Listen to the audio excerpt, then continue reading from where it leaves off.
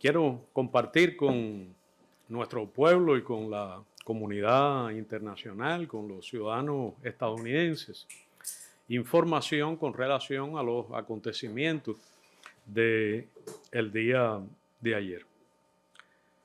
He recibido también numerosas preguntas a través de las redes, de las cuentas en las redes digitales, y en general estoy al tanto de la conversación que se ha producido y del debate con relación a estos temas. La primera pregunta que he recibido reiteradamente es ¿por qué? ¿Por qué el gobierno de los Estados Unidos de América ha tomado estas tres decisiones que comentaré más adelante? Mi opinión es que las ha tomado porque su plan ha fracasado, porque la visión de provocar el colapso de la economía cubana, la explosión social, la ejecución del memorándum del señor Lesser Mallory de derrocar la revolución cubana mediante medidas que provoquen hambre, desesperación y el derrocamiento del gobierno, sigue sin poder alcanzar sus objetivos. Es cierto que las medidas del conjunto del bloqueo y en particular del recrudecimiento de estas desde 2017 y especialmente de las medidas adicionales tomadas por el anterior gobierno republicano desde la mitad de 2019, han creado circunstancias muy difíciles a nuestra economía, generan un daño humanitario considerable, provocan dificultades, ansiedad, sufrimiento a las familias cubanas. Sin embargo, no ha ocurrido ni el colapso de la economía ni el derrocamiento del gobierno. Mi opinión es que el gobierno de los Estados Unidos de América ha tomado estas decisiones a partir del reconocimiento de que la política que aplicó hacia Cuba es una política obsoleta, fallida, que no tributa a los objetivos ni a los intereses nacionales de los Estados Unidos, ni tiene el apoyo de los ciudadanos estadounidenses ni de los cubanos residentes en ese país. Es el reconocimiento de que le provoca un gravísimo aislamiento internacional, descrédito a su política exterior y que daña instrumentos que supuestamente el gobierno de los Estados Unidos necesita para hacer cumplir determinados objetivos de su agenda internacional.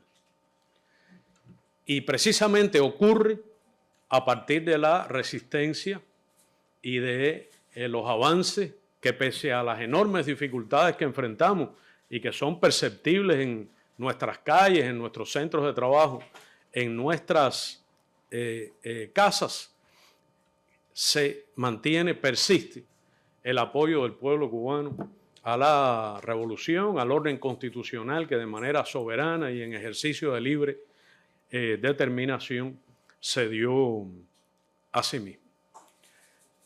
Estas medidas ocurren gracias a la creatividad de nuestro pueblo, gracias al heroísmo cotidiano, gracias a su nobleza, que concita a escala internacional y dentro de amplios sectores de los Estados Unidos, admiración, respeto, apoyo y solidaridad. Otra pregunta persistente es, ¿por qué ahora? Es una pregunta que sería bueno hacérsela al gobierno de los Estados Unidos en los días todavía que estará ejerciendo esa función. Habría que preguntarle. El gobierno de Cuba, de manera histórica y persistente, ha propuesto al gobierno de los Estados Unidos de América sostener un diálogo respetuoso, responsable sobre bases de igualdad soberana, beneficio recíproco, respeto mutuo, sin injerencia en los asuntos internos de nuestros países. Lo ha hecho de manera pública, reiteradamente, por el presidente Fidel Castro, por el presidente Raúl Castro, por el presidente Miguel Díaz-Canel, y lo ha hecho también de manera reiterada y respetuosa, de manera privada.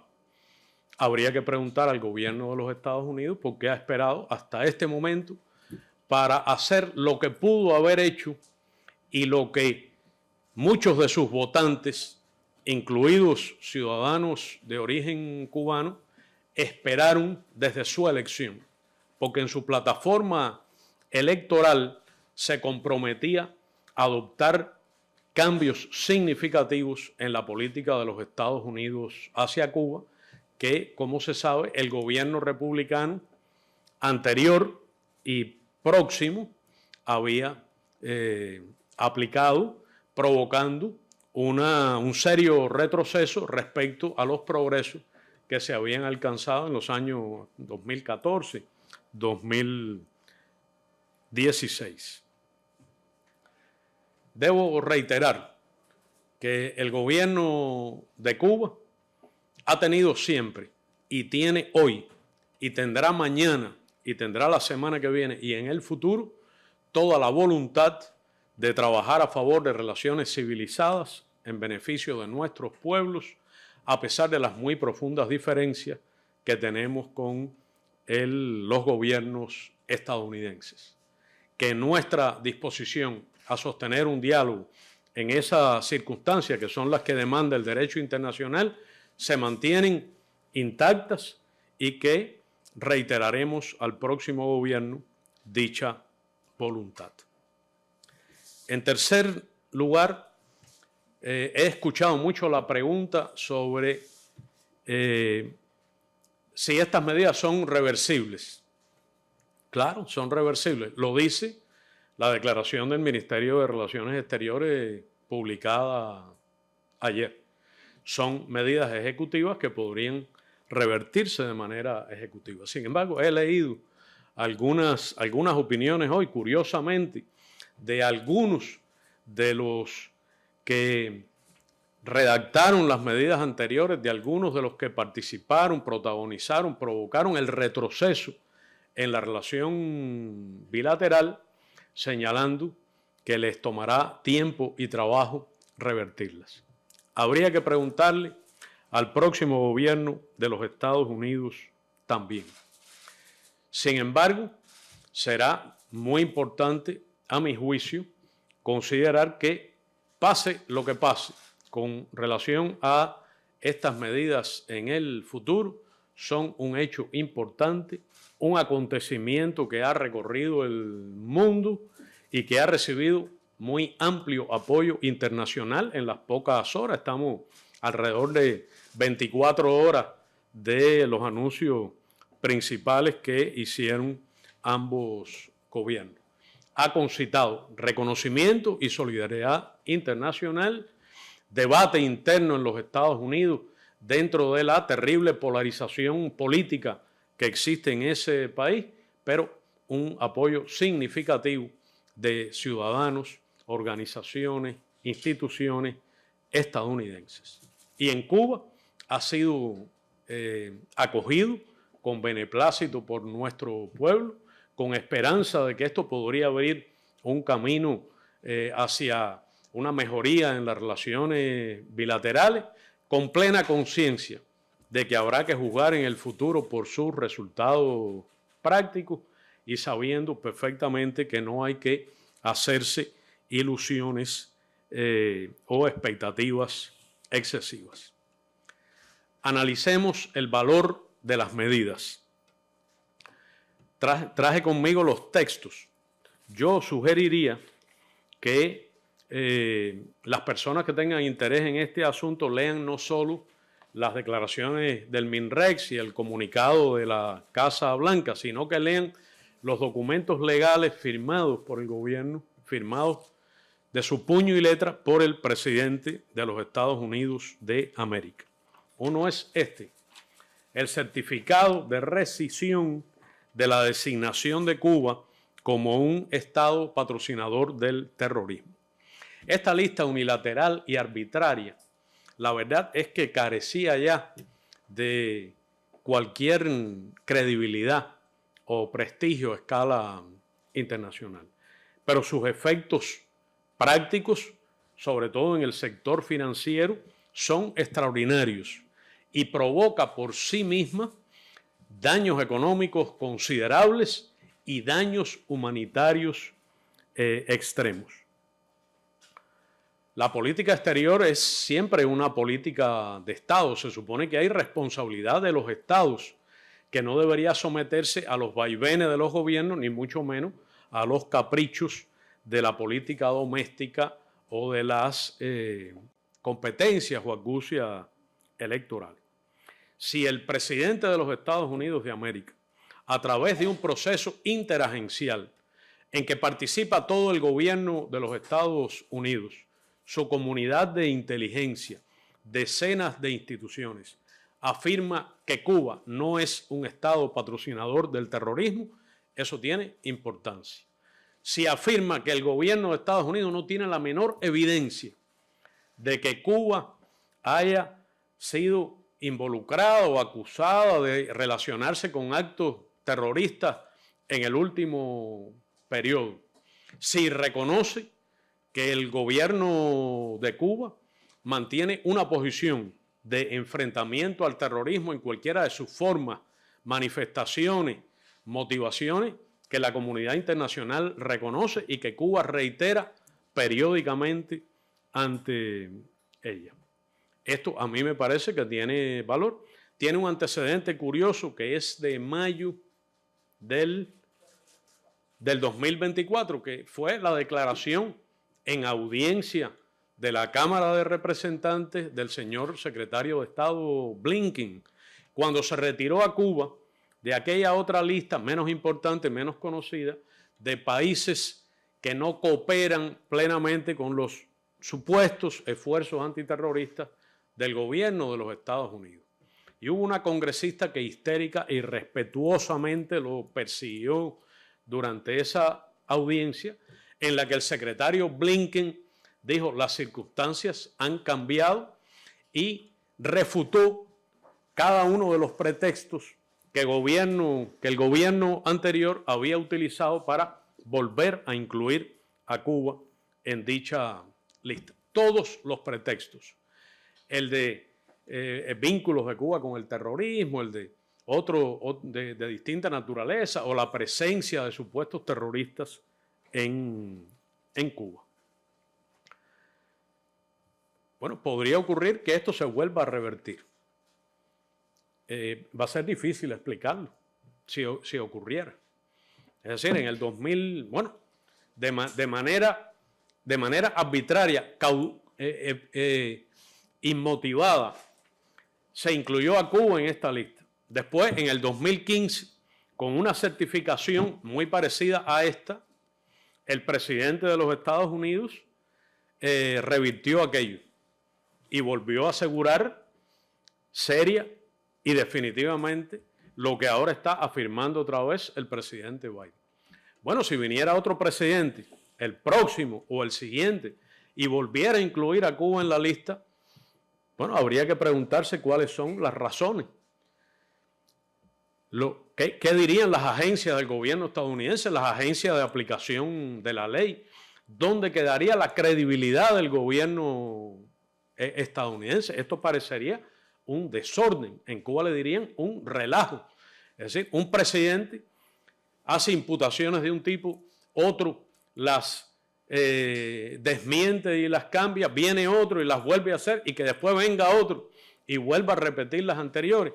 A mí me parece que una de las consecuencias de esta decisión del presidente Biden, que consideramos una decisión seria, importante, en la dirección correcta, pero muy limitada y muy tardía, es que ha quedado demolida la lista de países patrocinadores del terrorismo. No existe más.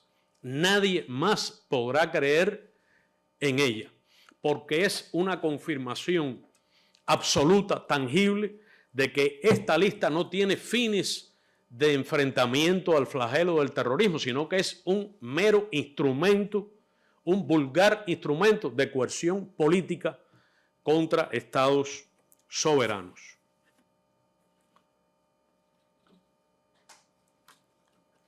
Ha sido el reconocimiento de la verdad.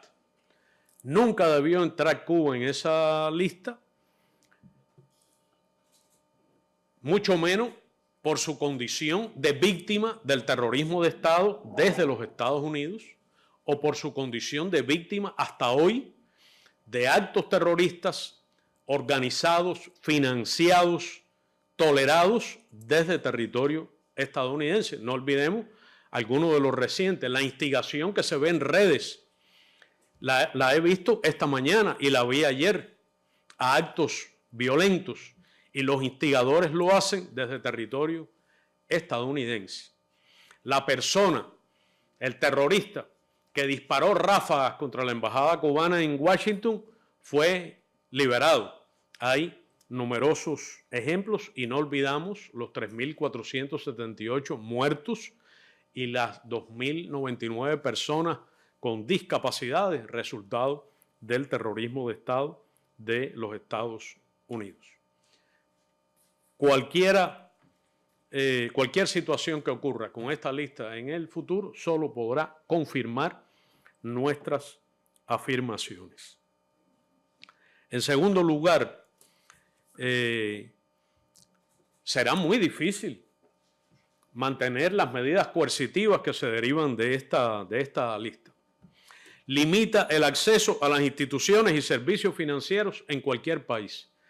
¿Cómo el gobierno de los Estados Unidos va a poder sancionar en el futuro a un banco o a un país por tener relaciones financieras con Cuba después de esta decisión del presidente Biden?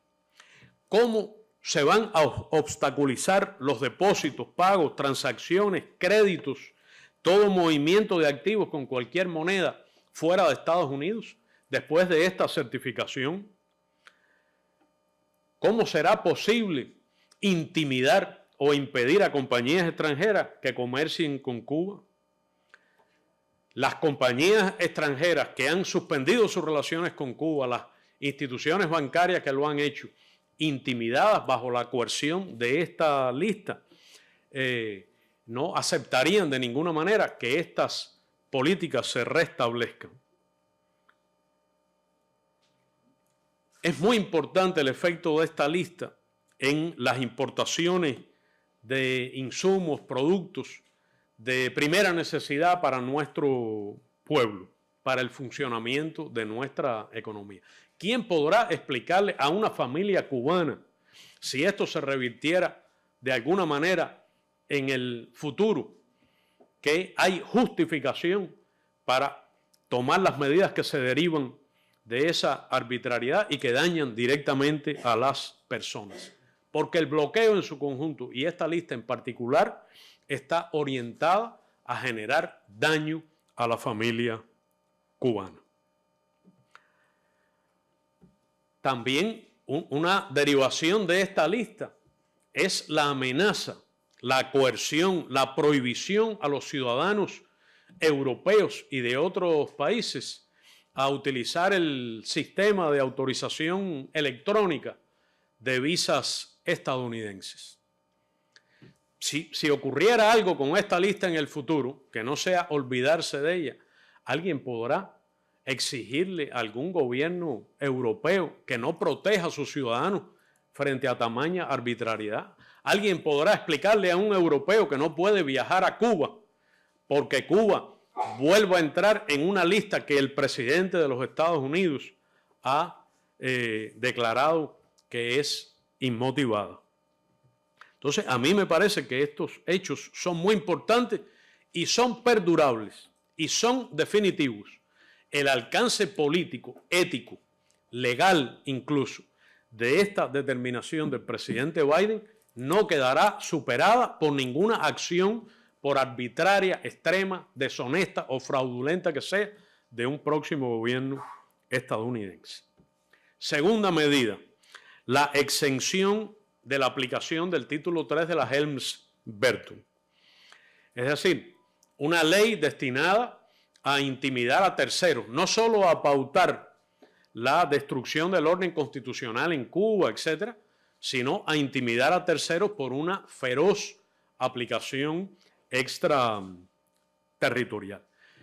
La ley contiene una arbitrariedad y una violación del derecho internacional brutal, que es pretender juzgar en cortes estadounidenses a personas, entidades, compañías de terceros países o cubanas por sus vínculos económicos con Cuba, fuera de la jurisdicción estadounidense o sin ninguna relación con los Estados Unidos de América. Todos los presidentes estadounidenses firmaron el llamado waiver o la dispensa de esta lista. Incluso el presidente electo de los Estados Unidos lo hizo en la primera parte de su mandato. Entonces, esto tiene un efecto verdaderamente importante en las cortes estadounidenses. Es decir, las cortes estadounidenses, la Corte Suprema de los Estados Unidos, que tiene sentencias que consideran las nacionalizaciones ajustadas a derecho. Recuerden el caso Sabatino, por ejemplo. Las cortes estadounidenses permitirán que su credibilidad se vea dañada porque ahora alguien permita que cometan actos inconstitucionales y actos ilegales desde el punto de vista del derecho internacional y del conjunto de la legislación estadounidense, porque se niegue a hacer lo único decente y elemental, que es seguir firmando esta exención para no incurrir en esta gravísima violación legal. Entonces, este efecto es importante, es perdurable, es tangible, es otra vez el reconocimiento de que lo que se vino haciendo era ilegal y arbitrario. Esto, sin embargo, tiene un gran efecto pernicioso, no solo en el derecho internacional, sino en el flujo de inversión, capital hacia Cuba, acceso a tecnología, acceso a mercado. Pero la amenaza es contra soberanías extranjeras, contra compañías extranjeras, contra gobiernos extranjeros. Entonces, ¿qué corporación poderosa, qué gobierno extranjero permitirá que se afecten sus intereses nacionales, sus intereses económicos, los de sus compañías, sus personas de negocios o sus ciudadanos al amparo de decisiones caprichosas que vayan o vengan? Muchos gobiernos extranjeros tienen legislaciones antídoto para impedir que estas arbitrariedades se cometan. Bueno, sería inconcebible que esos gobiernos, ante la repetición de la arbitrariedad, no usaran esas legislaciones. La tercera decisión del presidente de los Estados Unidos de América, bueno, la segunda es más corta, la tengo aquí, es un párrafo, pero es un párrafo del mayor interés. Y la tercera es más larga. Estos son los destinatarios. Es decir, es una directiva, le da órdenes a casi todo el gobierno de los Estados Unidos de América. Y este memorando, el memorando 5 de Seguridad Nacional del presidente de los Estados Unidos, ha quedado abrogado. No existe. Ha quedado sin efecto, según este papel que tengo aquí, que tiene la firma del presidente Biden. Y dentro de ese memorando ha quedado eliminada también una de las atrocidades del bloqueo a Cuba, que es la llamada lista de entidades restringidas de 2022.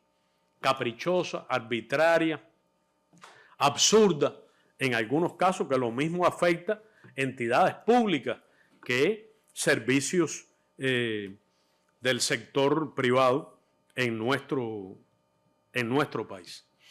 Curiosamente, parece que es una lista que se inventaron algunos personajes que podrían regresar al gobierno de los Estados Unidos la semana próxima. Hay versiones divertidas de cómo hicieron esto tomando café y usando internet. Entonces, el objetivo de este conjunto de acciones, de estas acciones que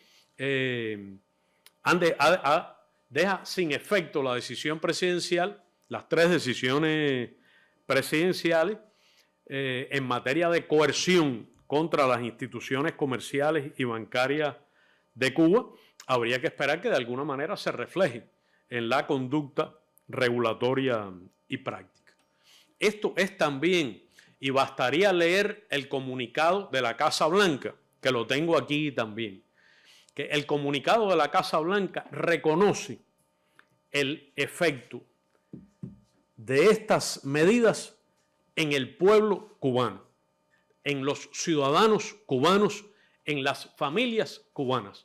Reconoce que provoca daño humanitario y desmiente la afirmación de que estas son medidas dirigidas a proteger al pueblo cubano, a empoderarlo, a aliviar sus dificultades y que solo dañan al gobierno o a los funcionarios del gobierno. Si se navega por las redes digitales, se aprecia que el pueblo cubano ha recibido estas noticias, estas decisiones del gobierno estadounidense, reconociendo que son positivas, aunque son limitadas y son tardías, y reconociendo también con sabiduría y realismo que podrían ser revertidas. Ahora, ¿por qué la gente, por qué nuestros trabajadores, nuestros estudiantes, artistas, deportistas, los jóvenes, todos los sectores de la sociedad cubana muestran en la conversación social un altísimo interés en estas medidas y comparten esperanza y participan en el debate a partir de las preguntas que he mencionado? Porque reconocen que estas medidas tienen una relación directa con las vidas de cada una de ellas o de ellos, porque reconocen su impacto y porque saben que si estas medidas finalmente dejan de aplicarse, tendrán un efecto favorable en la vida de las personas, en las familias cubanas. Yo he estado viendo en estos días las audiencias de nominación o designación de cargos en el próximo gobierno de los Estados Unidos. Les he dado un vistazo, porque la verdad es que son muy largas, habría que reconocer que son muy interesantes. Recuerdan los filmes para adultos, ¿no? Lo que en Cuba le dicen la película del sábado por la noche. Es el lenguaje para adultos, sexo, violencia, drogas, alcohol, corrupción, que son muchos de los temas insólitamente presentes en esas audiencias. Bueno, ninguno de ellos ocupa todavía sus cargos. Si ocuparan sus cargos, bueno, habrá que lidiar con esa realidad. Pero debo reiterar que nuestro pueblo, nuestro gobierno, persistirá en la denuncia del bloqueo. El paso que corresponde es seguir levantando elementos del bloqueo. Lo único correcto que corresponde es levantar el bloqueo ya en su conjunto, es dejar a los cubanos vivir en paz. Igual que defenderemos con todo vigor y determinación nuestra independencia y nuestra soberanía frente a cualquier acto de injerencia, igual que defenderemos la observancia de nuestra Constitución y la aplicación de nuestras leyes, igual que preservaremos la seguridad nacional, el orden interior y la seguridad ciudadana, estaremos dispuestos a sostener, y repito otra vez, que tenemos disposición a retomar en cualquier minuto un diálogo serio, responsable, basado en el derecho internacional, la igualdad soberana, el beneficio recíproco de ambos pueblos, el respeto mutuo, sin injerencia en nuestros asuntos internos. Muchas gracias por su tiempo y por su presencia.